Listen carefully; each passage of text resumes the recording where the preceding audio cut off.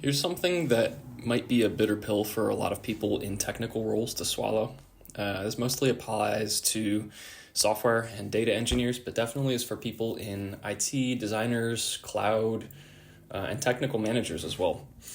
So there's basically two schools of thought. There's people that think that if you're an irreplaceable developer or designer, in other words, that you're making complicated decisions about the code that you're writing, and you're writing code in a way that only you understand, and you're like this 10x developer that writes crazy code that nobody knows what it does, but it doesn't matter because you're getting so much done. It's kind of like this meme, right? You're the only one who understands how the code works, so you're basically unfireable, right? Because you're writing purposefully terrible code as job security. And the problem with this is that if you have the leeway to be making these kinds of crazy decisions that nobody understands, that is almost always indicative of a process in your team's methodology that is fundamentally broken.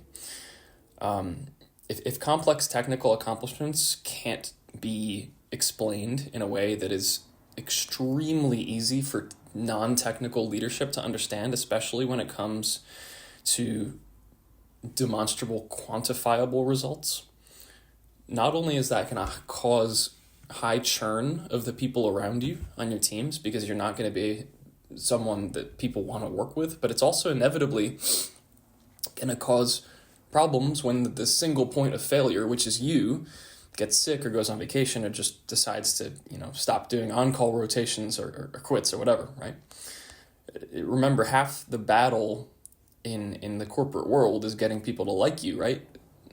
What do people look for in a technical job interview? 4 things. Can you code? How nice will you be to work with? How fast will you onboard? And how long are you going to stay?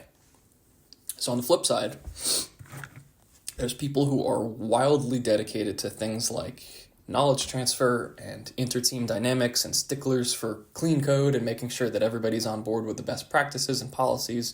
And this kind of mentality is kind of like what coding boot camps teach, is that you should be completely transparent and completely collaborative and be a team player and make sure that everybody else on your team rises with you via the decisions you make.